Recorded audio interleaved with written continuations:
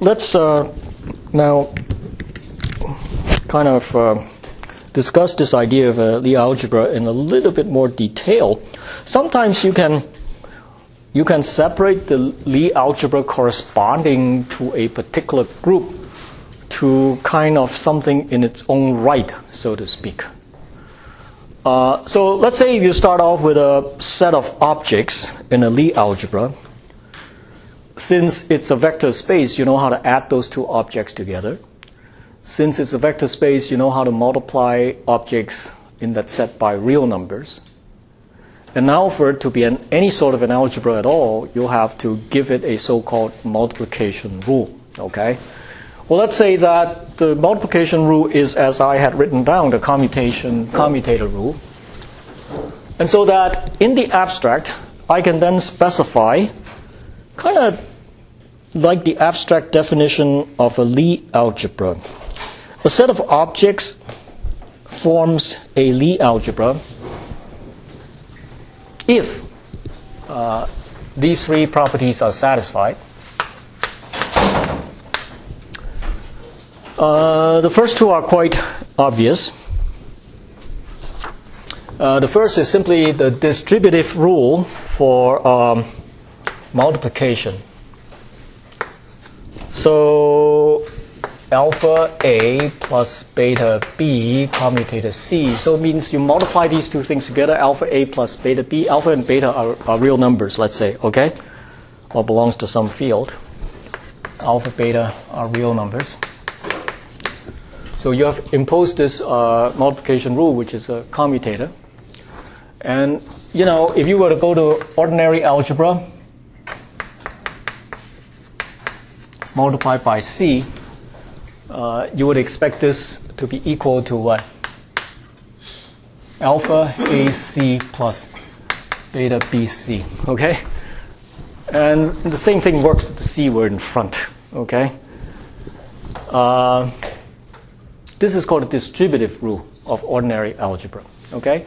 So, distributive rule for the multiplication in some algebra. So, for this to be true in this Lie algebra, and here it would have to be equal to alpha times A multiplied by C plus beta times A multiplied by C. Okay? It works if C is on the opposite side also because of the second rule, which is obvious if you follow the definition of the commutator. A commutator B is quite obviously equal to minus commutator of BA because of the way it's defined. Yes? But I want to, is it beta times B? B times, sorry, you are right. Beta times B times C. Thank you. Okay? Now the third one is a little bit perhaps unfamiliar. It's called a Jacobi identity. Okay? Which is very, very easy to remember, you know, consisting of these three things together, A, B, C. Write it down 3 times. No.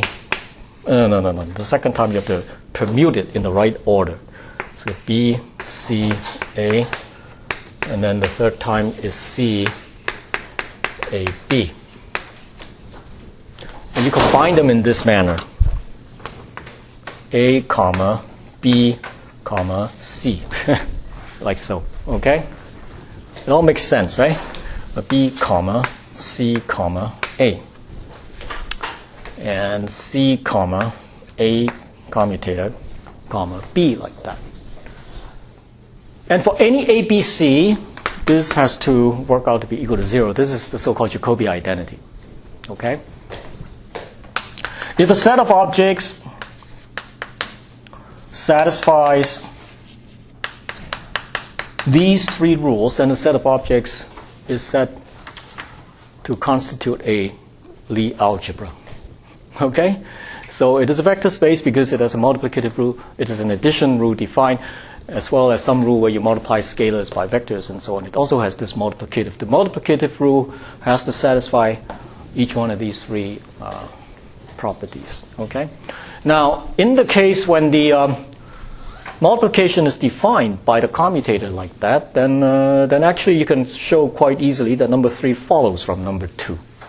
And this is one of the exercises that I asked you to do. It's basically a 2-minute exercise, but it requires you to write down the string of products occurring in different orders and so on and so forth, and finally to show that they all cancel out with each other, okay? Now immediately let me give you a very familiar example of a Lie algebra.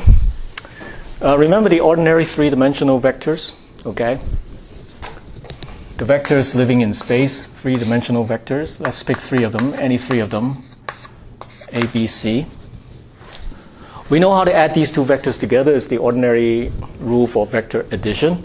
We know how to multiply these vectors by scalar numbers, so it's the ordinary rule.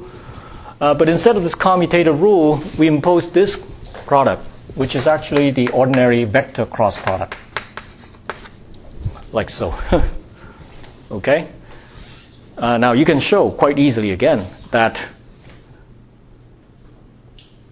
the cross product in this case satisfies these 3 properties. Okay? So in that sense, the set of 3-dimensional vectors with the vector cross product rule for multiplication forms a Lie algebra. Okay? Showing that the cross product satisfies this rule is also one of the exercises.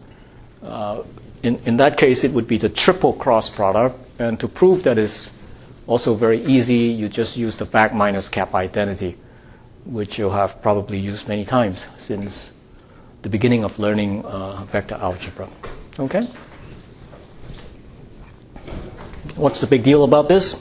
Actually, not really too much at this point, except to say that, I can give you this interesting example of Lie algebra, which is actually a Lie algebra, and maybe later on you can make use of some of the theorems of Lie algebra on, Similarly, A cross B is a portion of the Lie algebra with B cross C and A cross C also B? Yeah, they're also, because an algebra is such that when you cross the 2 of them, there's implicitly a closure rule implied that if A and B are in the Lie algebra, then A multiplied by B has to be in that algebra also. Otherwise, it doesn't make sense to talk about this as an internal operator. There has to be this closure property. Okay? Like you're saying, if this is the multiplication, A cross B is definitely another vector in the same 3-dimensional vector space. You cross any 2 vectors together, it'll give you some of the vectors in the same vector space. Okay? All right. Now, how do we specify, other than giving these rules formally, how do we specify the properties of a Lie algebra? And that is through the use of the so-called structure constants, which is defined in this way. Supposing,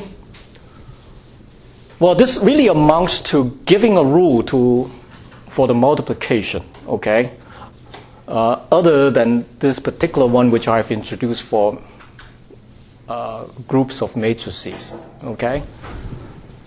And even for groups of matrices, a lot of times it's useful to determine these structure constants also. And that, supposing you're given 2 elements in the Lie algebra, all right? So, but you see, these things are vectors also, because the Lie algebra is a vector space, right? So you have the option of expressing each of these things in terms of components with respect to some basis set in the vector space, okay? So supposing that I have chosen A, to write A as, let me write it like this. Choose a basis set. Let's say this is an n-dimensional vector space. So I write this as A1, A2, A1, and so on. And I write B as B1, E2, E1, B2, E2, plus Bn, En. Okay? So I write this is some abstract, let's say this is some abstract multiplication rule. And so this is simply AI, EI, comma, BJ, EJ, where both I and J are summed over. Okay? Now I make use of the first distributive rule, and so this gives me what? AI, BJ, EI multiplied by EJ. Okay? Just making use of this rule. Okay? So then, in order to know how to multiply any two objects in the Lie algebra, because the Lie algebra is at the same time a linear vector space, all I have to know is to know how to multiply any two things in a particular basis set of the Lie algebra. Okay? So I have to give a rule which tells me how to write an expression for EI, EJ. Like that. Okay? Since EI multiplied by EJ is supposed to be another thing in the Lie algebra, in other words, another thing in the same vector space, I can then express the result as a linear combination of the same vectors in the basis set. Okay? In other words, whatever this is, it would have to be something times E1 plus something times E2 plus something times En. Is that okay? Those somethings are called the structure constants of the particular Lie algebra. And that's all you need. Once you know all the structure constants, then you know how to multiply any two things together in the Lie algebra because of this fact in here. Once you know how to multiply any two basis elements in the Lie algebra, then you know how to multiply any two things in the Lie algebra. Okay, this is an important point to understand. Now, how do I write those kind of structure constants using sort of tensorial notation? Because there's an explicit I and J in here, whatever they are fixed already. So each of these things has to be characterized by an IJ, like so, whatever they are. Okay. So obviously, let me write all these things as some tensor quantity C. This one is associated with the first vector in the basis set, so I call it C1ij. So this one I call C2ij. So this one I call C3ij, and so on and so forth until all the end. Towards the end, I call this last one Cnij. Okay? So the set of structure constants would be, I can simply write it like this now, Cmij sum over m. Is that okay? Like so. Okay? So how many structure constants are there? Well, naively, there are, if each of I and j, if we are working with n dimensional vector spaces, then there would be n cubed. Okay? But as you see, because of the Jacobi identity, not all those are independent. But there may be a lot of them. Okay, so the set of structure constants. This is how it's defined, obviously. But whatever they are, they have to satisfy the Jacobi identity. And now, one of the exercises is the following. So if I choose any three basis vectors, EI, EJ, EK, for example, I can now make use of the Jacobi identity and write this thing. Let me dispense with writing the vectors in here for the ease because I understand them to be basis vectors. And this is the way I've done it in the text, okay?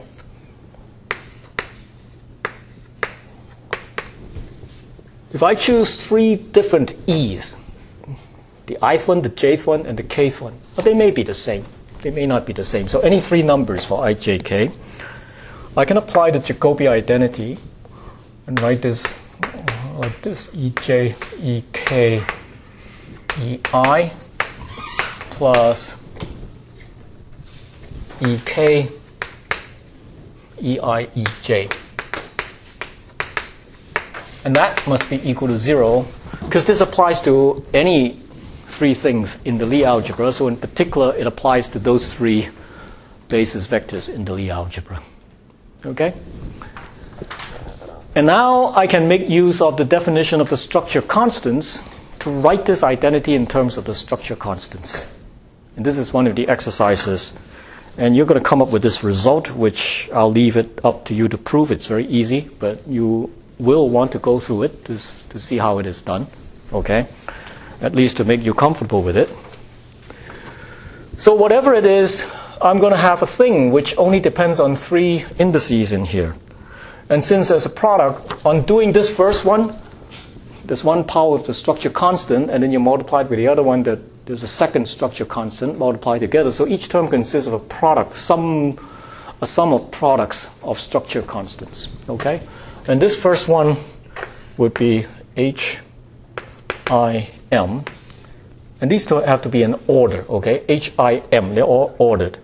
C, M, J, K. Plus, and in this case, the M and the I, J, H, K, and the M has to be summed over. Okay, and let's see. Well, yeah, there is an additional index in here, because even if this is I and J, then the structure constant needs to have another one in here. Okay, so M in here plus C, H, K, M. This H is this top one over there. Okay, C, M, I, J plus C, H, J, M, C, M, K, I. That has to be equal to 0. So sometimes this is also called the Jacobi identity, because this follows from this. And I guess you can prove conversely also that this follows from this. If the structure constant satisfies that particular equation, which is also called the Jacobi identity, then the Lie algebra, which these particular structure constants defined, also satisfies. It's also satisfies Jacobi identity. Okay. Now.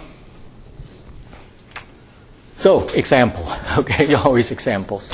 Let's think of the Lie algebra that I mentioned just a few minutes earlier. The Lie algebra consisting of all the three-dimensional vectors with a cross product as the multiplication.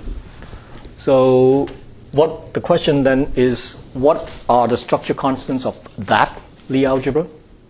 Okay. So, in other words, I want to identify these things, right? Let's say I take product of two cross product of two vectors, and you know that the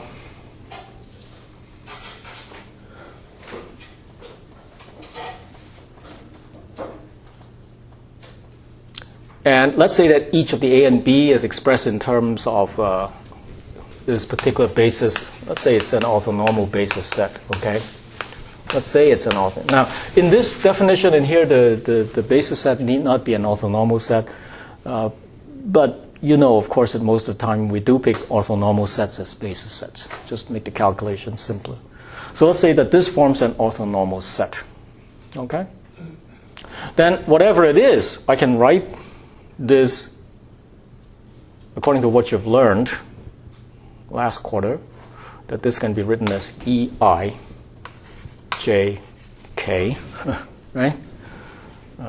A, J, B, K. What is A, J, and B, K's are the components of A and B in terms of this set in here. Times EI. So everything is summed over like that. Do you remember this? That's how the cross product is defined.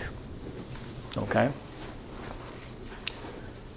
What does that tell you about the structure constants? What are the structure constants then? If I were to write this as C, M, C, M, oh, sorry. if I were to write this, okay, if I were to write EI cross EJ as, remember now this is the product that I'm going to talk about, CMIJEM. What would these guys be now? The exercise asked to show, you can almost read it off. These guys would just be the Levi-Civita tensor. So in that case, the structure constants are the Levi-Civita tensor elements. Quite clearly so, because you know already the results, okay? E1 cross E2 is equal to E3, right? So only the 3 enters in here and so on and so forth, okay? And the rules are E1 cross E1 is equal to 0, E2 cross E2 is equal to 0, and E3 cross E3 is equal to 0. E2 cross E1 is minus E1 cross E2. E2 cross E3 is equal to what? E1, right? E2 cross E3 is equal to E1. And E3 cross E1 is equal to E2. That's it.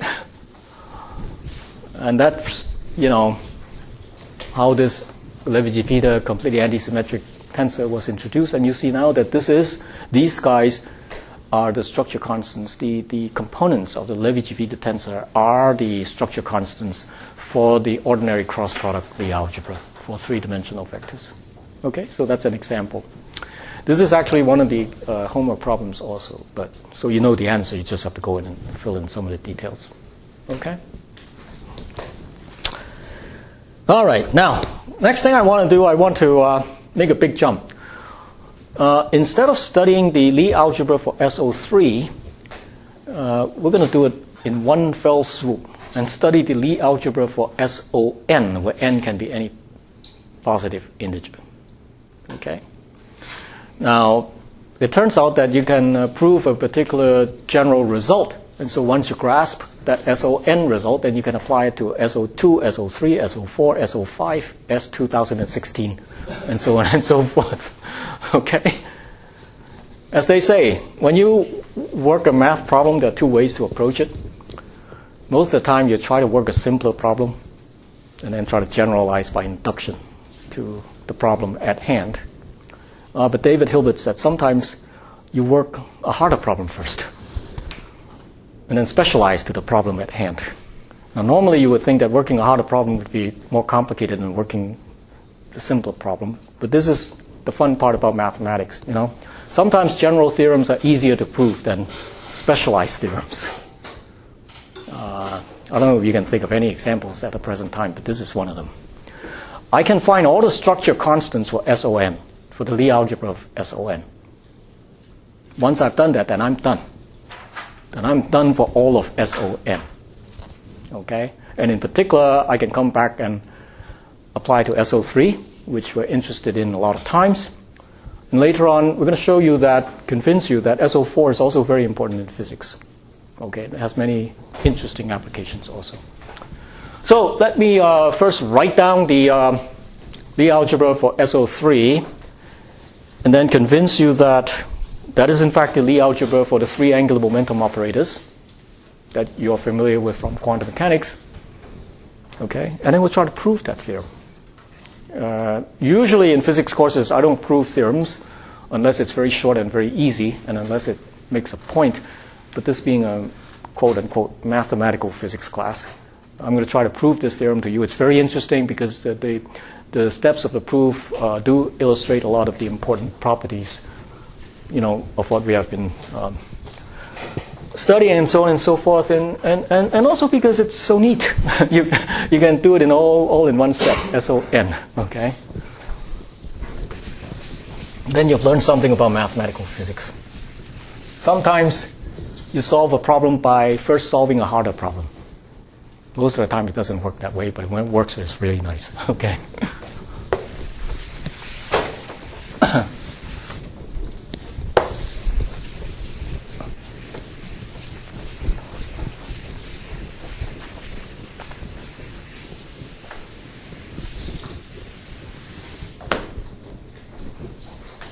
SO3 is obviously very important physics because many physical systems that we study have three-dimensional rotational symmetry, and then from that we know that the principle of conservation of angular momentum follows, and so on and so forth, so that you have the angular momentum quantum numbers, that emerge from the study of quantum mechanics.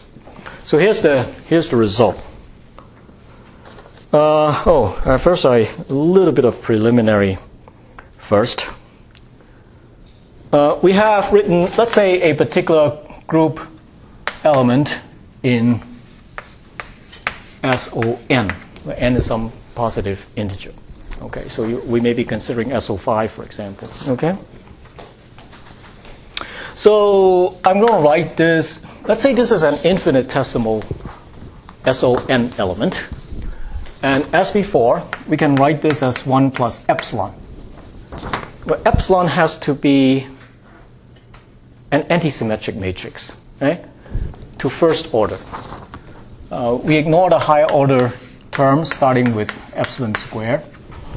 And so we write G as 1 plus epsilon. And you know that epsilon has to satisfy epsilon transpose is equal to minus epsilon. Okay? So this is the antisymmetric condition for the and so you know that actually by this, that all the Lie algebra elements have to be antisymmetric matrices if we are talking about a matrix group. Right? All the Lie algebra elements of SON has to be an antisymmetric matrix. Now, let's think about representing G by some unitary operator, so that this U of G is a what now? This U of G is some operator on some vector space. Okay? Now, we haven't specified the dimension of that vector space using which we are representing the group, but let's say that vector space has dimension n. Okay? So that this U of G, you can represent it by a big N times big N matrix. Okay? So the original element is a little n times little n special orthogonal matrix. It turns out that the big N times big N representation has to be an orthogonal matrix also. Okay? Now, so this becomes what?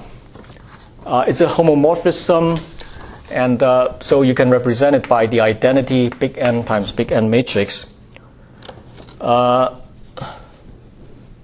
Well, how do you represent this now? This will have to be a bunch of big N by big N matrices, but furthermore, it has to depend on all the independent elements of the original orthogonal matrix. Now, this being a little n by little n, how many independent elements are there? N squared minus n divided by 2. So if this were 3 by 3, that would be 3.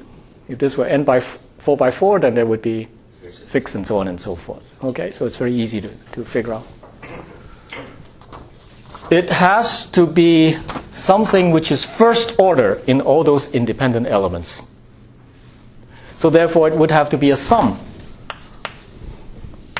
of these guys times some n by n matrix. Big N by big N matrix. I'm going to call that big N by big N matrix J.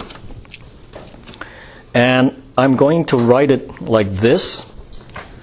Introduce two sums, I and J, J and I like that. Where each of I and J can take on the values 1 to little n, right? Because these are the values that the epsilon indices can assume. Now, by convention, I'm going to introduce a factor 1/2 in here and put in a minus sign. I'm going to define these guys in this way. Yeah? Just to make sure, what did you define J to be again? J is just some as yet unknown big N by big N matrix. Okay.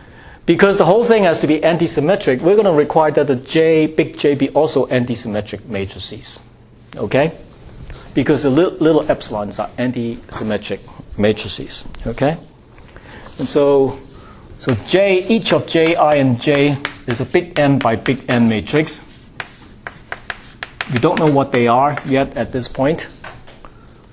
But whatever they are, they have to be anti-symmetric also, like so. Okay, because the little epsilons are anti-symmetric. So that defines these then are the infinitesimal generators. Okay, these then are the infinitesimal generators.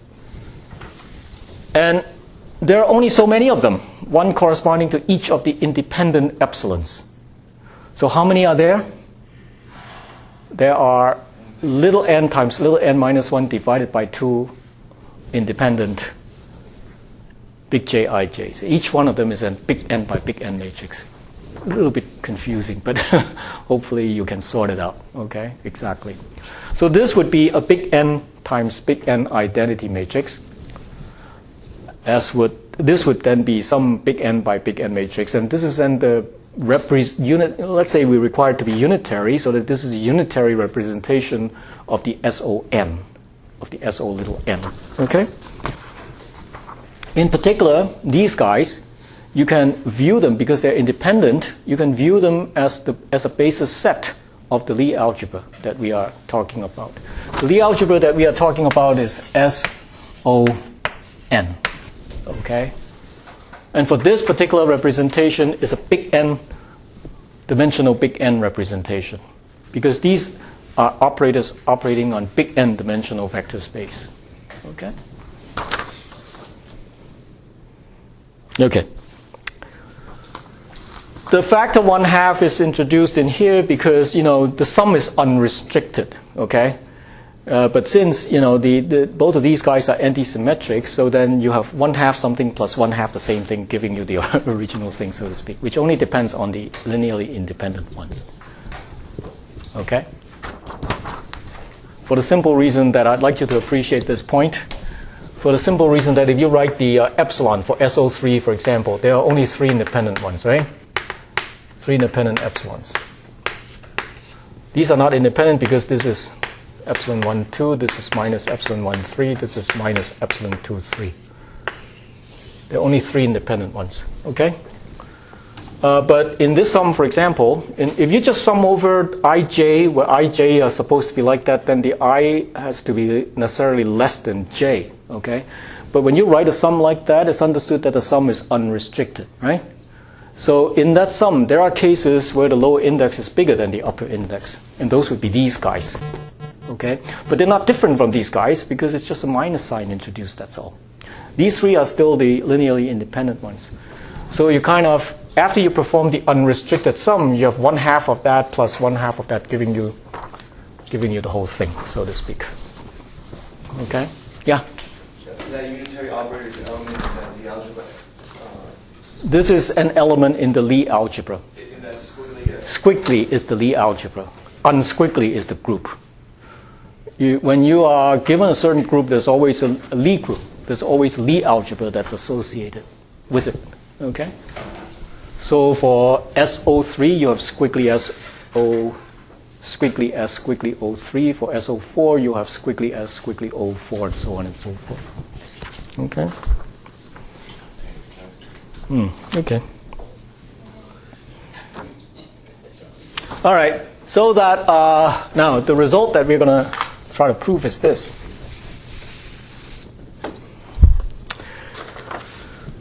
So let me say I'm given any arbitrary product of these 2 j's. One j has 2 indices, so both j's have 4 indices. Let me call them I, j, k, l. So whatever is on the right-hand side would have to depend on these 4 indices. Okay? But based on now remember these can be thought of as basis vectors in the Lie algebra, because there are only so many independent ones. Okay? So whatever occurs on the right-hand side would be a linear combination of big J's. Okay? You write them in general using the structure constant way of writing things in a general case, but for this particular case applied to SON, the result is written like this. There are 4 terms. each term consists of a delta function and some j. If I write the first term as positive, the second one is negative, and the third term is again positive, and the fourth term is again negative. So this is telling you sort of a mnemonic kind of to know how to write the result. Okay? And you take these four indices, I, j, k, l, and you first put, let's say, you first put crosswise arrows, like those. Okay? And you put in the indices here. Each one of these must depend on the four indices in here, right? So it's kind of like permuting these four indices all over the place over here. And the first term, say, you put these two first. K goes with J. That's why I joined them with arrows. K downstairs, J upstairs, so the arrows goes this way. And so I write KJ. All right? Then the next one is taking the other arrow, IL. All right? This is a first positive term. The second term is interchanging these two pairs, these two columns of indices. Okay? So I got IL, KJ. All right? Now, the next two, you do the arrows like this.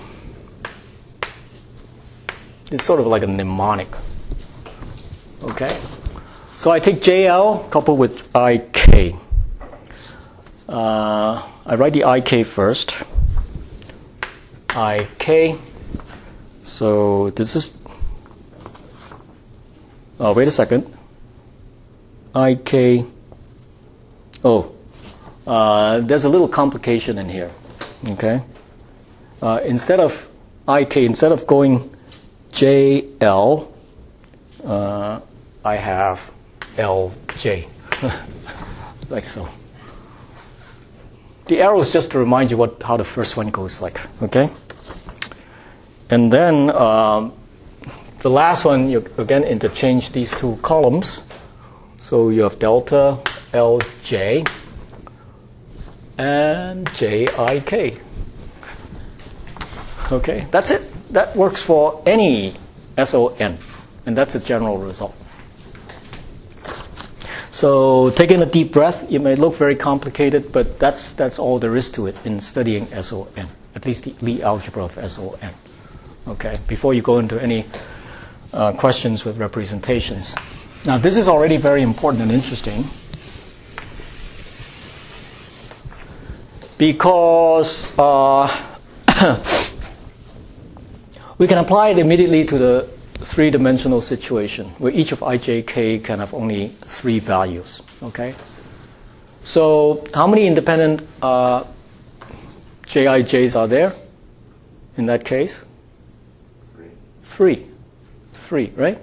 Just as you have three independent epsilon I, J's, you have three independent J, I, J's. So that the three independent J, I, J's are, you can choose them to be J1, 2, J. I always try to write things so it goes in this positive order. J1, 2, J2, 3, and J3, 1. Like that. Okay? There are only three independent ones. And you can stick those in this equation in here, find out all the possible commutation relationships between these three guys. Okay?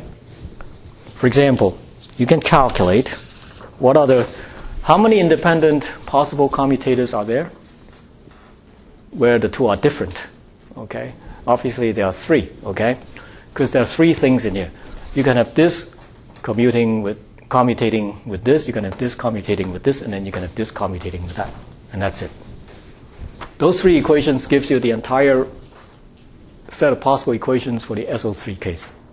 All right? So all we need to figure out is, let's do it like this first. J23 commutating with J31. That is this commutating with that. And then you have J31 commutating with J12, and then you'll have J12 commutating with which one? J23. That's it. Can't come up with any others, okay? Because there are only 3 independent Jijs. So the point is to try to figure out from this equation what are these right-hand sides. And the answer is surprisingly simple. Once you stick it here, you see all 4 indices are specified, right? So you can just plug it into here. So, well, let's find out what this first one is. In this case, this is I, this is J, this is K, this is L. So here we go, okay? So it's delta Kj. Delta Kj. So it's delta 3, 3. This is equal to 1. Okay? J, I, L. So it's J2, 1. 2 in the bottom and 1 upstairs, okay? Plus, minus. Let's do the second term now. Delta IL. Whoa, I is 2, L is 1. So the delta IL kills it, okay? You go to the third one, delta IK. I is 2, K is 3. Whoop, also dead. Okay?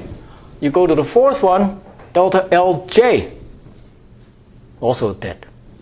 LJ is 1, 3. So this is the only thing that's left. But delta 3, 3 is equal to 1. And so it boils down to that. Okay?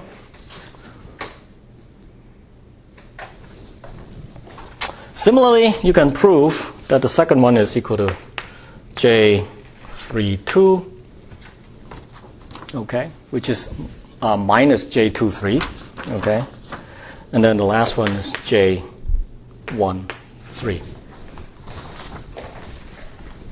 And you can prove the last two very trivially by making use of this general relationship applied to the little n is equal to 3 case, okay?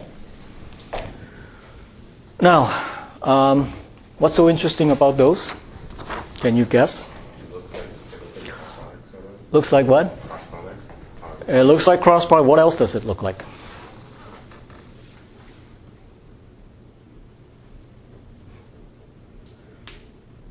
If you identify these 3 guys in an appropriate way with the 3 components of the angular momentum, you get precisely the quantum mechanical computation relations for the angular momentum with an I stuck in somewhere, okay, to make the angular momentum a Hermitian operator, okay? Specifically, this is how you do it. And it's very easy to prove. So I'm going to define my 3 components of the angular momentum as just something proportional to each one of these Jijs, okay? So I'm going to define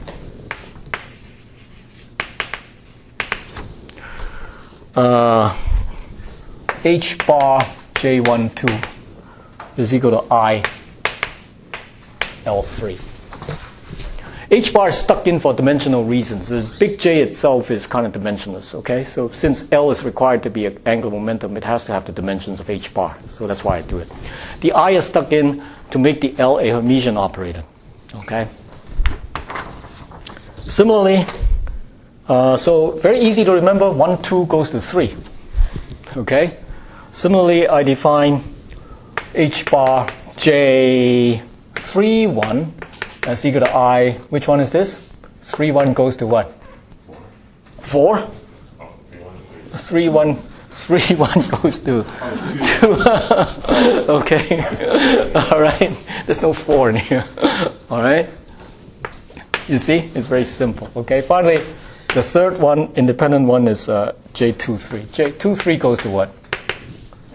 23 goes to 1. So that's how the 3 components of the angular momentum operators are defined. And using that commutation relation, using this set of 3 commutation relations, you're going to see that this is just the same as L LX Ly commutator is equal to I H bar Lz. Okay? And similarly, Ly Lz commutator is equal to I H bar L1 or Lx, and L3 L1 commutator is equal to I H bar L2.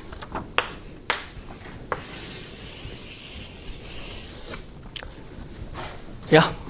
Isn't J anti-symmetric? So if you went from J21 to J12, Yeah, it's equal to minus of J. J12 is equal to minus J21. Yeah. It is antisymmetric. You're correct. Okay. Now you open up your quantum mechanics books. Here they are. That's the commutation relations for the Ls, but we haven't used any differential operator, right? We haven't done any derivatives. This is called the algebraic approach to solving a quantum mechanical problem, okay?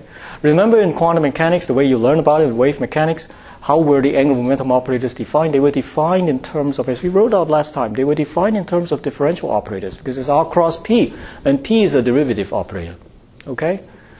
We haven't done any derivatives in here. All we have made use of are algebraic properties and the rules for the commutation relations, and based on this equation for the structure constants.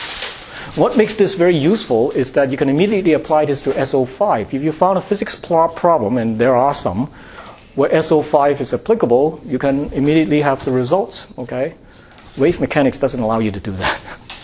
Okay, so I think in my view, the algebraic way of approach, if you can do it, is very often the more powerful and straightforward approach. Wave mechanics is sort of like a very of limited application, if you will. But it all works together. If you were to try to write the Lx, Ly, Lz in terms of the derivative operators, you would get exactly the same commutation relations. Go home and try to do that. Okay? Go home and try to, and in fact this is an exercise which I didn't list in the book, but you should try to prove that, and I bet this is in your Griffiths book, okay? Or maybe it's even demonstrated there in any decent textbook, in any usual, I should say, conventional textbook on quantum mechanics.